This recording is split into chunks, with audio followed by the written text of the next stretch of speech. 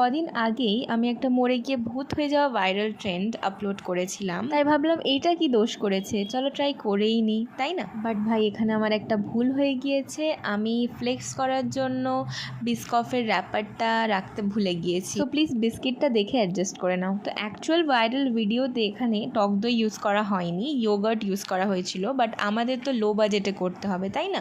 তো বাড়িতে থাকা টক দই আমরা এখানে হাং কাট করে নিয়েছি।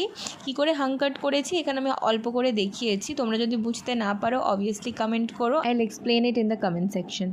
ওকে, তো হাং কাট হয়ে যাওয়ার পরে আমি এখানে দইটাকে ভালো করে ফেটিয়ে নিয়েছিলাম, আর তারপর ওর উপরে বিস্কফ বিস্কিটস ক্রাশ করে দিয়ে দিয়েছি।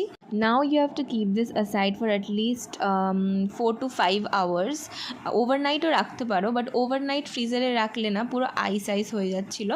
তো I would recommend 4 to 5 hours would be enough. এবার হাং কাট করে নেওয়ার ফলে ক্রিমি টেক্সচারটা না একটু এনহ্যান্স হয়ে যায়, যেটা দইয়ের মধ্যে জল ভাবটা থাকে সেটাকে পুরো কাটিয়ে নেওয়ার জন্য। And as a sweetener I have added here natural sweetener which is গুড়। আমাদের বাংলায় নলেন গুড় খুবই ফেমাস, তাই আমি ভাবলাম চিনি কেন অ্যাড করব, গুড় অ্যাড করে দেখা যাক কেমন টেস্ট হয়। অনেকের হয়তো গুড়ের একটা যে টেস্ট বা একটা স্মেল থাকে সেটা পছন্দ না হতে পারে, but I really enjoy it.